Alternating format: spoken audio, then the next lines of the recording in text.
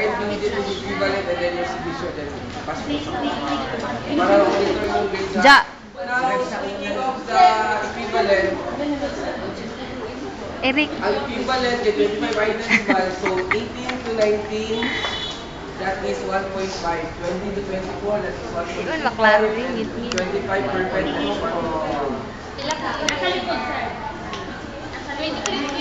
Equivalent? Ngit-ngit kayo.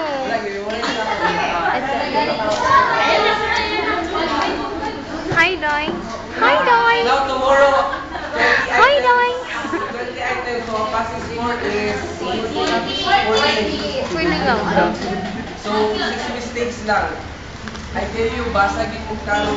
Wow, Kaya mo lagi mo basag. basa sabtan nyo.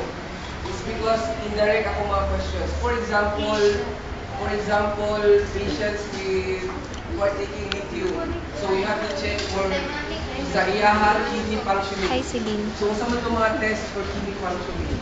So, you have Okay. UN, Pernah dito tanang sir. Russia. Yan. Hi, Yan.